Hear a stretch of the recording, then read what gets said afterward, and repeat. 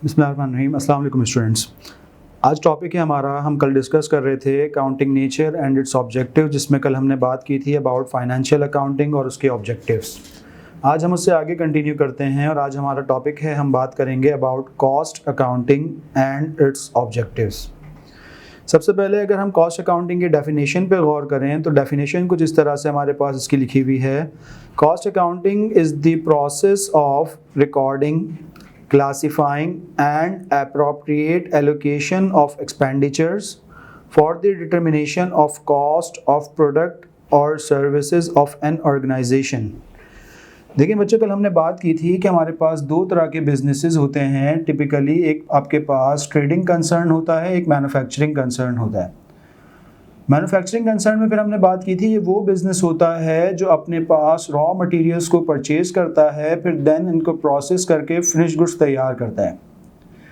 तो sir cost accounting में जो बेसिकली हम काम जो कर रहे होते हैं कि हम जो गुड्स और सर्विसेज प्रोड्यूस कर रहे होते हैं उनकी बेसिकली कॉस्टिंग कर रहे होते हैं, कॉस्ट कैलकुलेट कर रहे होते हैं। सर क्यों कॉस्ट कैलकुलेट करते हैं? क्योंकि जब तक हमें पता ही नहीं चलेगा कि एक स्पेसिफिक आइटम जो हमने प्रोड्यूस किया वो हमें घर में कितने का पड़ रहा है और उसकी कॉस्ट क्या है, तब तक हम उसकी सेलिंग प्राइस ही डिसाइड नहीं कर सकते। लेट्स सपोज मैं एक आइटम प्रोड्यूस करता हूँ और मुझे उसकी कॉस्ट पता नहीं है, मैं उसे शायद बहुत ज़्यादा कीमत पे भी बेच दूँ, कहीं ना कहीं मेरे दिमाग में एक अनसर्टेनिटी क्रिएट हो जाएगी, एग्जिस्ट करेगी कि यार ये पता नहीं मैंने इस पर प्रॉफिट किया या नहीं किया।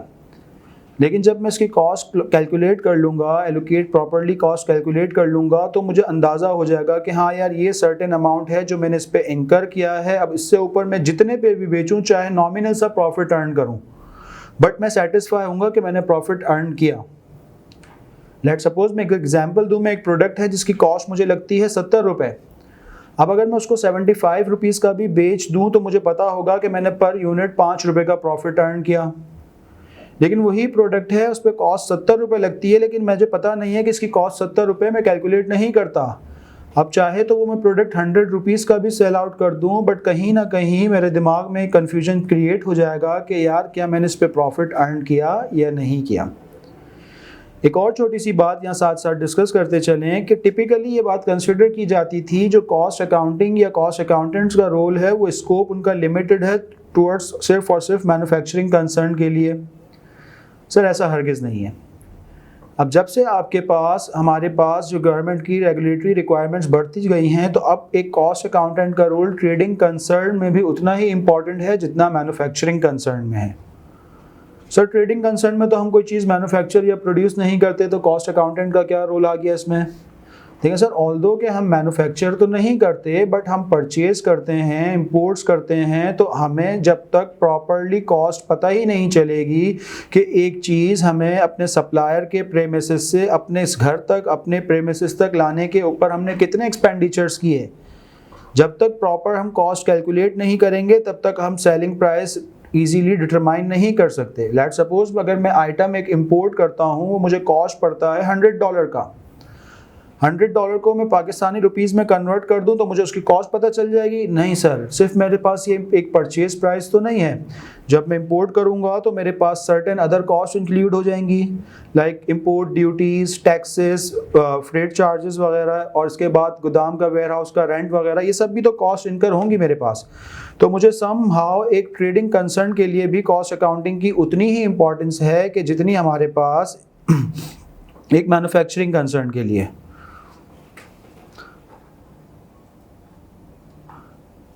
अगर हम इस पे आगे चल के बात करें कि लेट सपोज मैं मैन्युफैक्चरिंग कंसर्न की बात करता हूं, तो कॉस्ट अकाउंटिंग में हम बेसिकली कर क्या रहे होते हैं, हम प्रोडक्ट्स और सर्विसेज की कॉस्ट कैलकुलेट कर रहे होते हैं।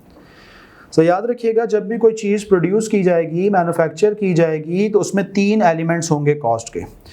एक जो उसमें मटीरियल यूज़ हो रहा है। सर मटेरियल जो आपने यूज़ कर रहे हैं, लेट सपोज मैं आपको एग्जांपल दूं कि डॉलर कंपनी मार्कर्स प्रोड्यूस करती है, तो जो डॉलर कंपनी एक मार्कर बनाती है, तो उसको मार्कर बनाने के लिए प्लास्टिक की बॉडी की रिक्वायरमेंट है, साथ साथ कैप की रिक्वायरमेंट्स है, इंक की रिक्वायरमेंट है, ये उसका मटेरियल है जो वो यूज़ करती है। मैं कहता हूँ कि एक मार्कर बनाने के लिए 60 रुपीज़ का मटेरियल लग जाता है। फिर लाजमी बात है जो मटेरियल है वो एज इट इज़ ऑटोमेटिकली खुद से तो कन्वर्ट नहीं हो जाएगा शेप में। आप तो पूरी प्लास्टिक के रोल्स परचेज करेंगे, इंक की पूरी आपके पास बॉटल्स होंगी, तो आपके पास मटेरियल ऑटोमेटिकली कन्वर्ट नहीं हो जाएगा एक पीस में। उसको कन्वर्ट करने के लिए, मार्कर की बॉडी बनाने के लिए, कैप बनाने के लिए, इंक बना डालने के लिए, टिप के लिए आपको कुछ लेबर की नीड होगी, और लेबर आपसे अपनी वेजेस लेगा। तो जो लेबर आपसे वेजेस चार्ज करेगा, मैं कहता हूँ लेट सपोज एक मार्कर बनाने के लिए लेबर आपसे 20 रुपीज़ की वेजेस लेता है। फिर साथ साथ सर ये मटेरियल और लेबर के अलावा अदर इनडायरेक्ट कॉस्ट भी आपके पास होगी जो आपके पास इस मैन्युफैक्चरिंग से कंसर्न से रिलेट करती होगी। लाइक हमारे पास इनको हम कहते हैं ओवरहेड्स, इसे हम कहते हैं ओवरहेड्स की कॉस्ट। लाइक जो मैं जिस जगह पे बैठ के ये मार्कर बना रहा हूँ, मेरी फैक्ट्री है, मेरी फैक्ट्री का मुझे रेंट पे करना है, मेरी फैक्ट्री का मुझे इलेक्ट्रिसिटी का बिल पे करना है, मेरी फैक्ट्री के यूटिलिटी एक्सपेंसेस पे करने हैं, मेरी फैक्ट्री में जो मेरे पास अदर स्टाफ है, सपोर्टिंग स्टाफ है, मुझे उनकी सैलरीज पे करनी है। सर ये सब भी तो मेरी कॉस्ट इनकर हो रही है ना फॉर मैन्युफैक्चरिंग या फॉर प्रोडक्शन, तो ये भी मेरी कॉस्ट का पार्ट बन जाती है। लेट सपोज मैं कहता हूँ कि एक मार्कर बनाने के लिए मेरी जो ओवरहेड्स की कॉस्ट लगती है वो समहाउ 20 रुपये लगती है।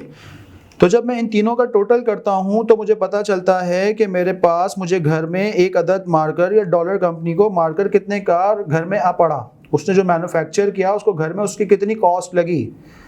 अब सर जब मैंने ये बात तय कर ली, ये बात डिसाइड कर ली कि मैंने 100 रुपये का ये मार्कर बनाया है, तो अब मेरे लिए बहुत आसान हो जाएगा कि मैं इसकी सेलिंग प्राइस डिटरमाइन कर लूँ, क्योंकि अब मैं जो भी सेलिंग प्राइस रखूंगा उस पर अपना एक सुटेबल मार्जिन ऐड करके वही डिसाइड करूंगा। अब मैं इस बात पे श्योर हूँ, सर्टेन हूँ कि मुझे इसको कम से कम तो मुझे इसको 100 से कम पे तो बेचना ही नहीं है। जो भी मैं इसकी सेलिंग प्राइस डिसाइड करूंगा वो 100 रुपीज़ से ज़्यादा ही होगी। अगर हम इसके ऑब्जेक्टिव्स पे बात करें तो पहला ऑब्जेक्टिव इस पे हमारे पास लिखा हुआ है असर्टेनमेंट ऑफ कॉस्ट, यानी कि डिटर्मिनेशन ऑफ कॉस्ट। मैं जो भी प्रोडक्ट सर्विस प्रोड्यूस कर रहा हूँ उसकी मुझे घर में कॉस्ट कितनी पड़ रही है। दूसरा objective determination of selling prices. Once मैं कॉस्ट कैलकुलेट कर लूँ तो मेरे लिए बहुत आसान हो जाता है उस प्रोडक्ट की सेलिंग प्राइस कैलकुलेट करना। मैं अपना जो भी एक ड्यू मार्जिन है, जो भी प्रॉफिट है उसमें ऐड करता हूँ तो मेरे पास सेलिंग प्राइस आ जाती है। Cost control and cost reduction. Sir जब मुझे पता चल जाता है कि मेरे पास कॉस्ट में ये एलिमेंट शामिल हैं, फला कंपोनेंट्स की इतनी कॉस्ट है, तो अगर मेरी कॉस्ट बहुत ज़्यादा लग रही है तो मुझे बहुत आसानी हो जाएगी वो एरियाज़ आइडेंटिफाई करने के लिए कि जहां मैं कॉस्ट को अपनी रिड्यूस कर सकता हूं। लाइक मेरे वेस्टेजेस हो रहे हैं, मटेरियल की कॉस्ट महंगी पड़ रही है तो मैं ऑल्टरनेट सब्स्टिट्यूट मटेरियल ढूंढ सकता हूं। लेबर की कॉस्ट मुझे महंगी पड़ रही है तो मैं कुछ ऐसी लेबर ढूंढ सकता हूं जो मुझसे कम वेज ले। तो कॉस्ट कंट्रोल और कॉस्ट रिडक्शन, ताकि मेरी कॉस्ट प्रोडक्ट की कॉस्ट कंट्रोल में आ सके। Ascertaining the profit of each activity. देखिए सर फाइनेंशियल अकाउंटिंग में हम क्या करते थे, एज अ होल पूरी बिजनेस की परफॉर्मेंस देख रहे होते थे। कॉस्ट अकाउंटिंग में अगर एक बिजनेस मल्टीपल प्रोडक्ट्स बेचता है और तो उसको हर किसी प्रोडक्ट की इंडिविजुअल कॉस्ट पता है तो उसके लिए बहुत ज़्यादा आसान हो जाएगा रिलायबली मेजर करना कि कौन सा उसका प्रोडक्ट प्रॉफिटेबल है, कौन सा प्रॉफिटेबल नहीं है। लेकिन फाइनेंशियल अकाउंटिंग में हम एज अ होल एग्रीगेट पूरी कंपनी की पिक्चर से देखते थे। अब एक कंपनी अगर 5 प्रोडक्ट बेचती है, लेट सपोज एक प्रोडक्ट बहुत ज़्यादा प्रॉफिटेबल है, 2 प्रोडक्ट नॉर्मल प्रॉफिटेबल है और 2 में लॉस आता है, तो शायद इन टोटल एग्रीगेट में तो कंपनी प्रॉफिटेबल हो, बट कंपनी को ये बात आइडेंटिफाई करने में बहुत कम वक्त लगेगा कि हाँ मेरा ये प्रोडक्ट लॉस मेकिंग है, मुझे चाहिए कि मैं इसे डिसकंटिन्यू कर दूँ या इसके लिए मैं कुछ कॉस्ट कंट्रोल या रिडक्शन की तरफ जाऊँ। और लास्ट है assisting management in decision making. Once आप ये बात कर चुके हैं कि हमें पता चल गया कि हमारे कौन से प्रोडक्ट, हमारी कौन सी एक्टिविटी लॉस मेकिंग है, कौन सी प्रॉफिटेबल है, तो कम मैनेजमेंट के लिए ये डिसाइड करना बहुत ज़्यादा आसान हो जाएगा। मैनेजमेंट के लिए डिसीजन लेना बहुत ज़्यादा आसान हो जाएगा कि हमें कौन सी प्रोडक्ट कंटिन्यू करनी है और किसको डिसकंटिन्यू कर देना है। तो बच्चों ये थी हमारी कॉस्ट अकाउंटिंग की डेफिनेशन और उसके ऑब्जेक्टिव्स। यहाँ पे हम इसे कंक्लूड करते हैं। इसके बाद नेक्स्ट इंशाल्लाह हम बात करेंगे about management accounting and it's objectives.